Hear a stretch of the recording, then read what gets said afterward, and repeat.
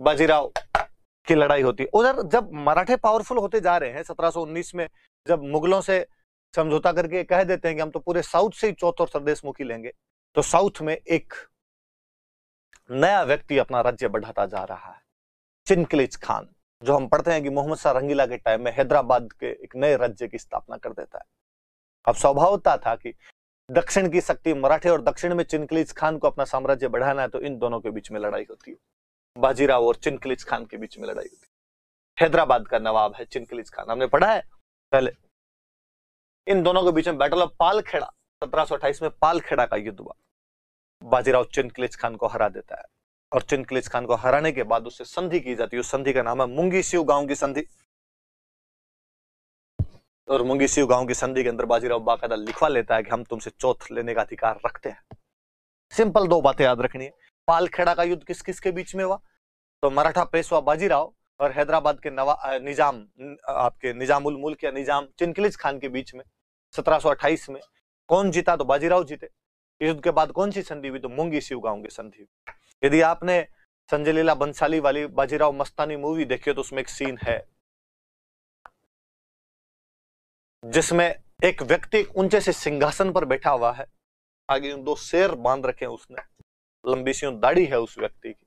वो चिनकिलिच खान है, हैदराबाद का निजाम है। आपने और देखा होगा कि बाजीराव उससे संधि करने के लिए जाता है, बाजीराव सामने उसके जाके बैठता है और चिनकिलिच खान कहता है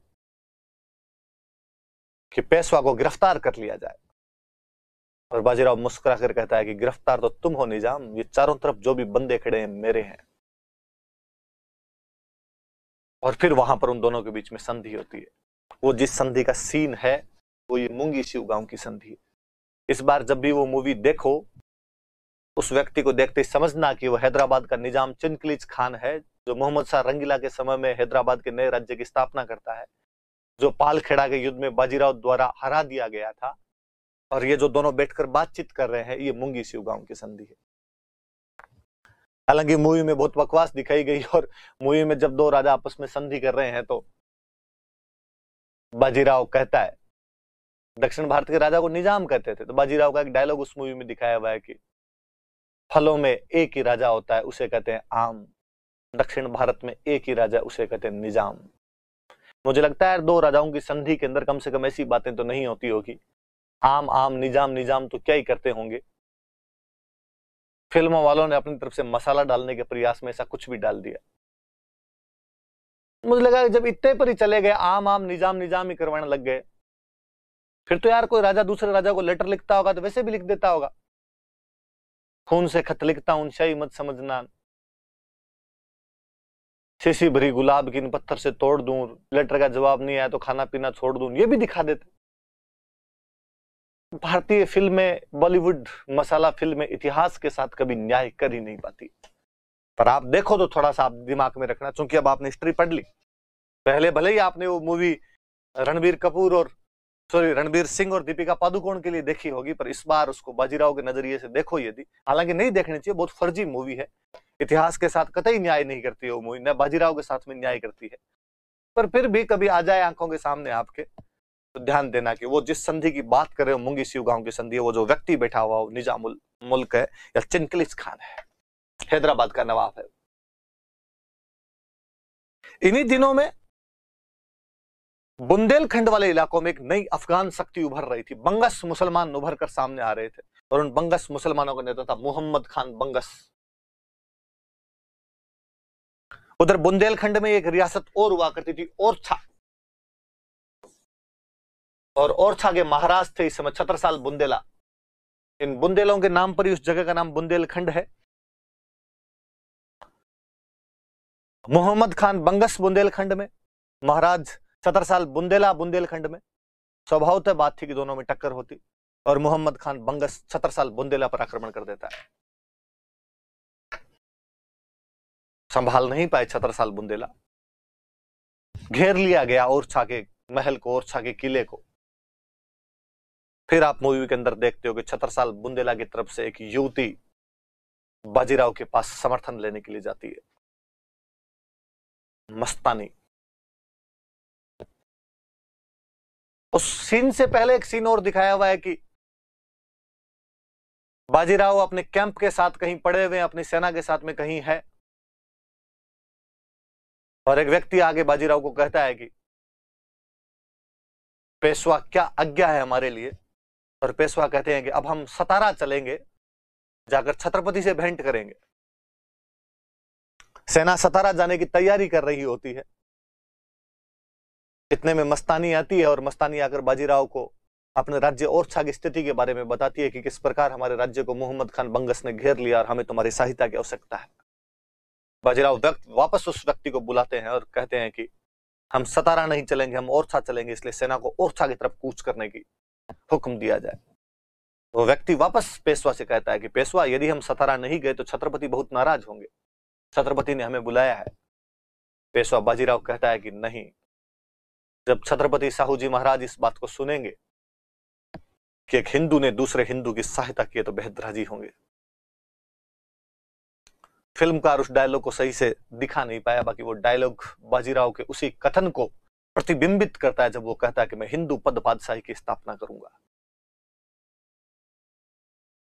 कि हमें हिंदुओं का राज्य स्थापित करना है, इसमें एक हिंदू की सहायता करनी चाहिए। छत्रसाल बुंदेला लड़ रहा है तो हमें उसके पक्ष में जाना चाहिए।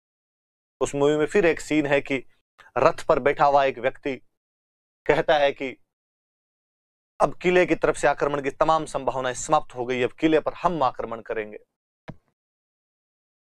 इतने में दूर घोड़ों की टापें आती हुई दिखाई देती है और धूल उड़ती हुई दिखाई देती है। बाजीराव बल्लाल अपनी सेना के साथ वहां आ गया था। मोहम्मद खान बंगस को चप्पलें हाथ में लेकर भागने पर उसने मजबूर कर दिया था। और छत्रसाल बुंदेला की किसके खिलाफ सहायता करता है? मोहम्मद खान बंगस के खिलाफ। छत्रसाल बुंदेला कहां के राजा थे? ओरछा। महाराज छत्रसाल बुंदेला इस बात से बहुत राजी हुए, धन्यवाद दिया उन्होंने बाजीराव को। कहा बाजीराव, आज एक हिंदू ने आकर हिंदू की रक्षा की है, सहायता की है, मैं इस बात से बेहद राजी हुआ हूं। बाजीराव के सम्मान के अंदर एक दरबार का आयोजन किया जाता है। फिर उस मूवी में एक सीन देखते हो कि बीच में महाराज छत्रसाल बुंदेला बैठे हैं, एक तरफ पेशवा बाजीराव बल्लाल बैठे हुए हैं और साइड में एक तरफ छत्रसाल बुंदेला की रानी बैठी हुई है। दरबार में डांस का प्रोग्राम होता है, मस्तानी वहां पर डांस करती है। फिल्मकार फिर यहां पर एक गलती करता है कि पहले किसी सीन के अंदर वो छत्रसाल बुंदेला की बेटी के रूप में मस्तानी को दिखाता है कि मस्तानी के पिता छत्रसाल बुंदेला है, और फिर वहां पर डांस करवाता है। मुझे लगा कि दोनों में से एक बात दिखाई जानी चाहिए थी। या तो तुम यही दिखा देते कि वो छत्रसाल बुंदेला की बेटी है, भले ही वो किसी महिला से, भले ही कोई एक नाचने वाली महिला थी उससे वो बेटी हुई हो, तो यदि तुम पिता दिखा रहे हो तो डांस मत करवाते। क्योंकि भारतीय संस्कृति इतनी दूषित तो नहीं हो पाई थी कि कोई पिता किसी मेहमान के आने पर अपनी बेटी को कहे कि भाई थोड़ा मुजरा दिखा दिया जाए। मुझे लगता है फिल्म में किस प्रकार लोगों के दिमाग खराब कर सकती है कि हो सकता है आने वाले टाइम में जब इस मूवी को कोई देखेगा तो वो सोचेगा कि यार, जब राजा महाराजा किसी मेहमान के आने पर अपनी बच्चियों से डांस करवाते थे, तो किम आश्चर्य की कोई 50 साल बाद, 70 साल बाद में जब कोई मेहमान आएगा तो घर का जो मुखिया होगा वो अपनी बच्ची को कहेगा कि साहब को थोड़ा डांस करके राजी किया जाए। वो डांसर की बेटी थी, डांसर ही थी, मस्तानी डांस करती है वहां पर। वो जो दृश्य है, उस दृश्य में शायद फिल्मकार जो ढंग की बात दिखानी थी वो दिखा नहीं पाया। ढंग की बात यह थी कि छत्रसाल बुंदेला बाजीराव की सहायता के बदले में उसे 4 जागीरें देते हैं जो आपकी हिस्ट्री में काम आए। मैं राजी हुआ, मैं तुम्हें मेरे राज्य की 4 जागीरों का जागीरदार बनाता हूं, मैं 4 जागीरें आपको सौंपता हूं। कौन कौन सी 4 जागीरें? नाम लिखे मैं आपके साथ। सागर, कालपी, हृदयनगर और झांसी, ये 4 क्षेत्र दिए गए। कौन कौन से देख लो आप? सागर, कालपी, हृदयनगर और झांसी।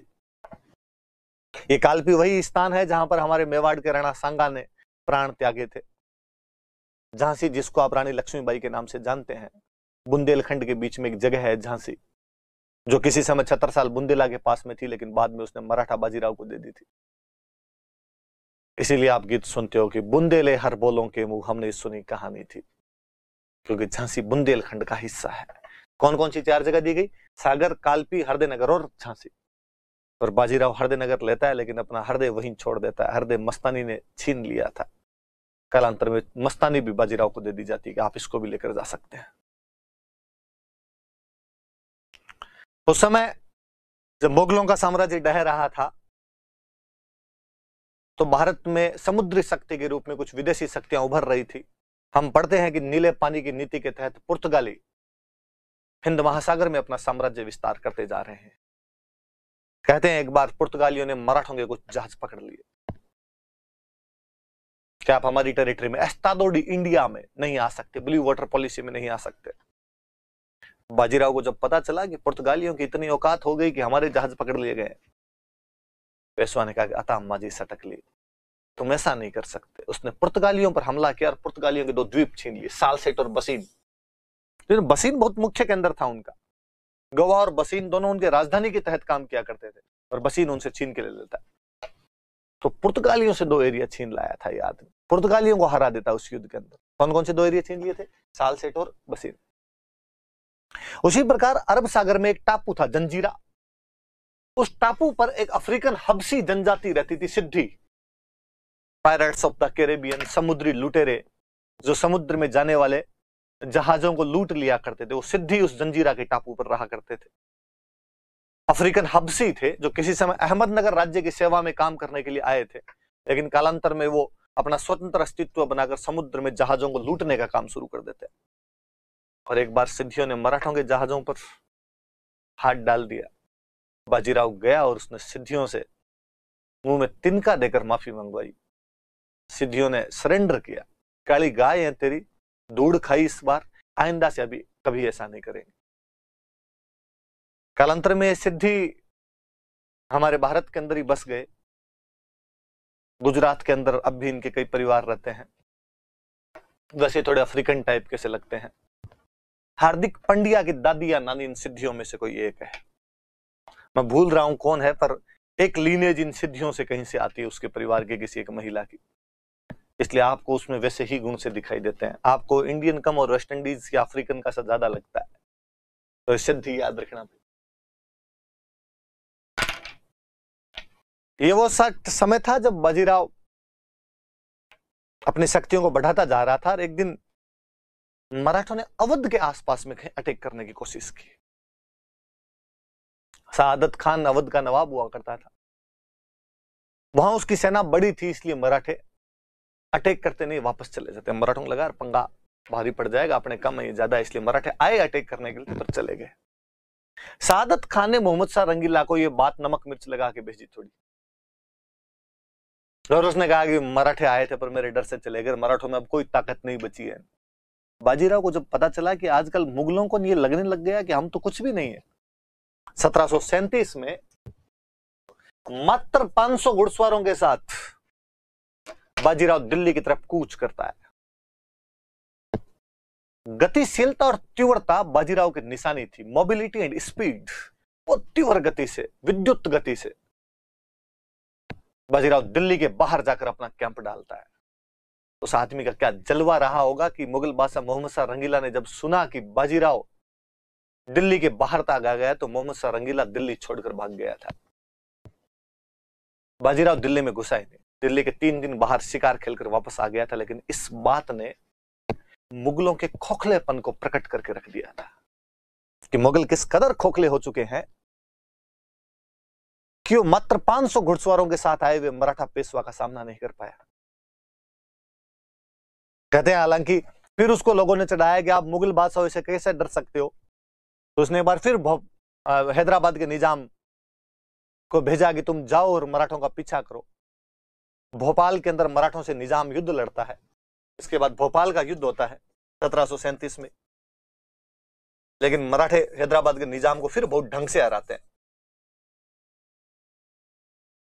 चीजें क्लियर थी, आसमान साफ था कि अब जो नई शक्ति है वो कौन है, तो मराठे हैं। मैं वापस बाजीराव बताना पसंद करूंगा आपको। हम उसे लड़ाकू पेशवा, मराठा साम्राज्य का दूसरा संस्थापक, हिंदू पद पातशाही का संस्थापक और गो ब्राह्मण रक्षक के रूप में जानते हैं, जिसने पालखेड़ा के युद्ध में चिनकलिच खान को हराकर उससे मुंगी सिव गांव की संधि की, जो मोहम्मद खान बंगस के खिलाफ ओरछा के राजा छत्रपसाल बुंदेला को सहायता देता और उसे 4 जागीरें प्राप्त करता है, सागर, झांसी, हरदेनगर और कालपी, जो पुर्तगालियों से सालसेट और बसीन छीन लेता है और जंजीरा के सिद्धियों को अपने नियंत्रण के अंदर लेकर आता है, जिसके 500 घुड़सवारों से डरकर मोहम्मद शाह रंगीला दिल्ली छोड़कर भाग जाता है और मोहम्मद शाह रंगीला द्वारा भेजे गए हैदराबाद के निजाम को उसने भोपाल के युद्ध में हरा दिया था। पूरी जिंदगी सैनिक कैंपों के अंदर रहा था वो बंदा।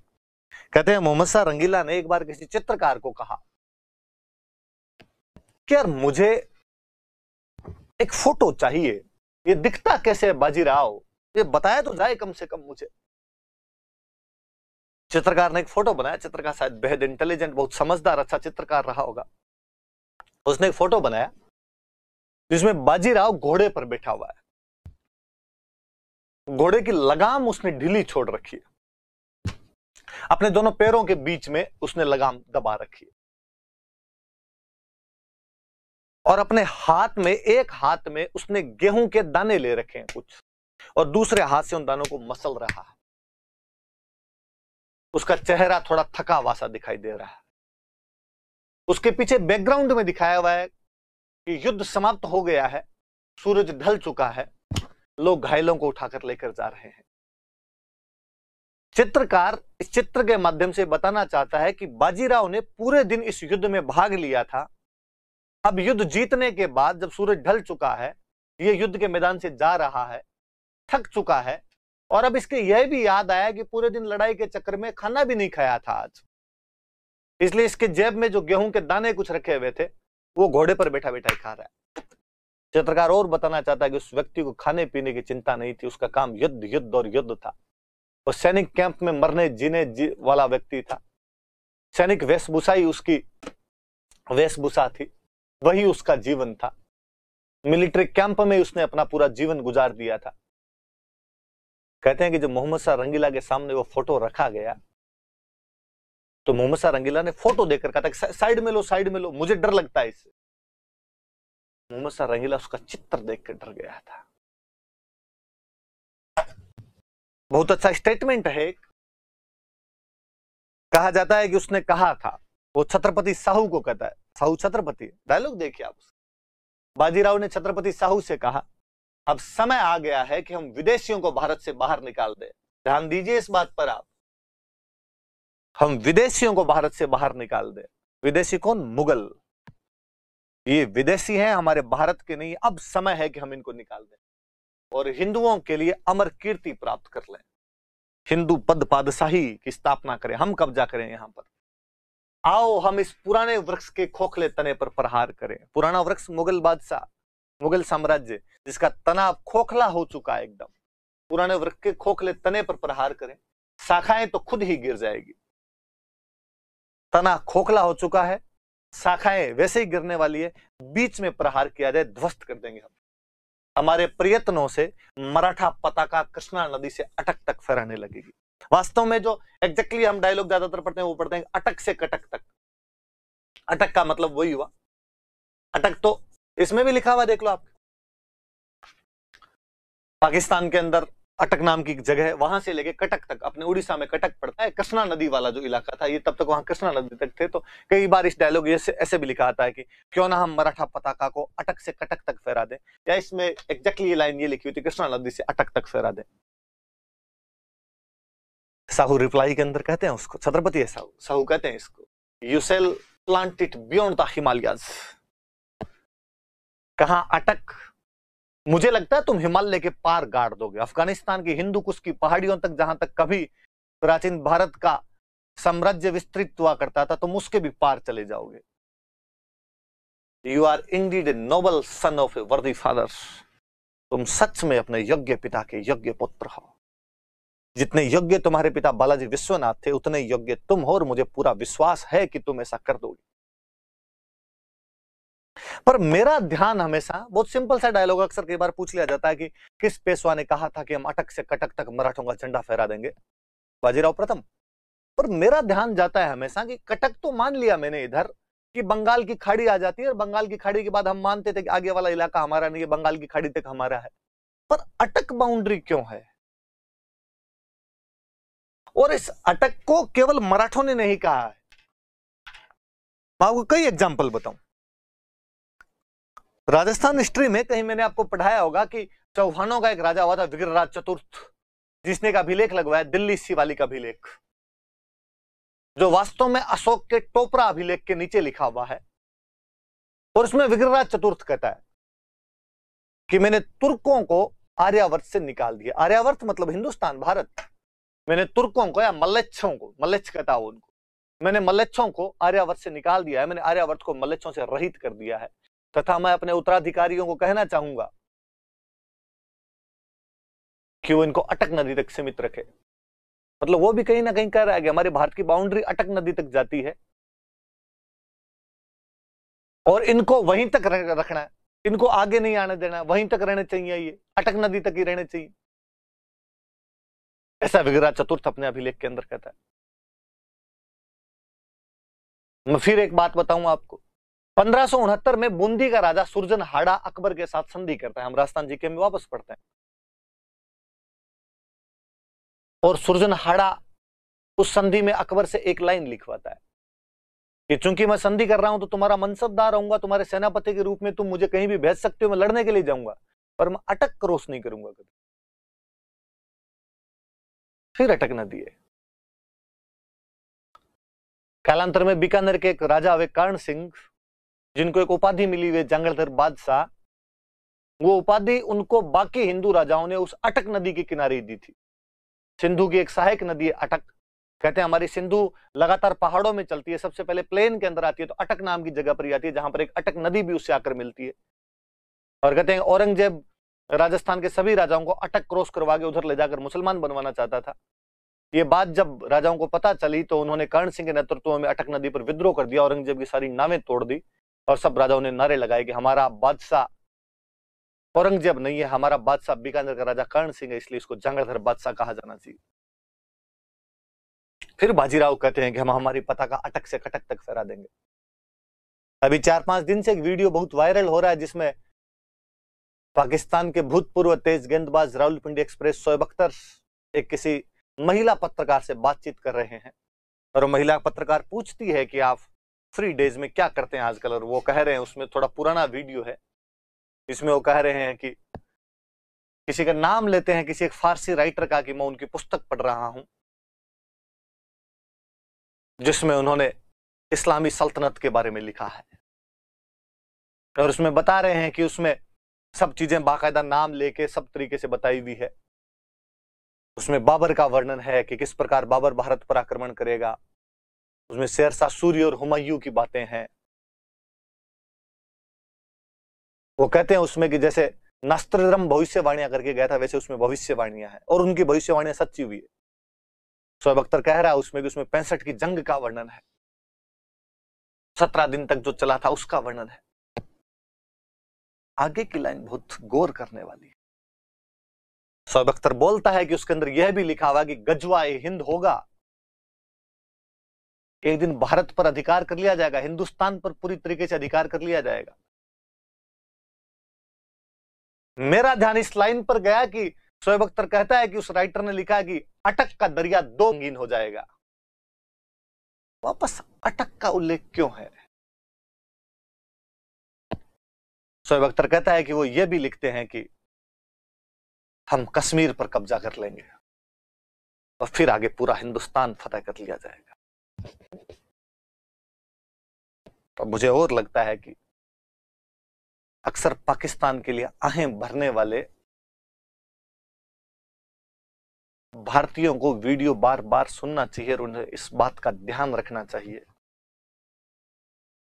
कि तुम भले कितने ही मानवता सदास्यता दिखाने की कोशिश करो, उन पाकिस्तान वालों के मन में तुम्हारे प्रति केवल घृणा घृणा और घृणा है। पता नहीं कईयों के क्यों मन में इतनी कोमल कोंपलें फूटती रहती है गले मिलने के लिए कि भाई है, पहले हम एक थे, नहीं थे, पहले भी एक नहीं थे, अब भी एक नहीं होंगे। संस्कृतियों का टकराव है पाकिस्तान के साथ। जिस शोएब अख्तर का पूरा वीडियो चैनल भारतीयों द्वारा चलाया जाता है वो उसमें ये सब बातें कर रहा है।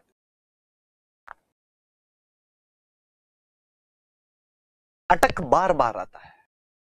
इसका मतलब कहीं ना कहीं हमारे भारत की वैज्ञानिक सीमा अटक तक जाया करती थी। इसलिए जब तक अटक वापस भारत में सम्मिलित नहीं हो, तब तक अखंड भारत का सपना पूरा नहीं हो। हम अक्सर पीओके तक जाकर सीमित हो जाते हैं। तो जब तक सिंध नहीं आए तब तक हिंद का कोई मतलब नहीं है। तो याद रखना, इस अटक की मैंने खूब सारी बातें बताई। आपके भी कभी ऐसी कोई चीजें और कहीं से जुड़े तो बताना मुझे आप। 2 पेशवा पढ़े हमने, कल हम आगे वाले पेशवा और पढ़ेंगे, उनके बारे में तमाम बातें और करेंगे। अच्छे से पढ़ना इनको आप। Thank you.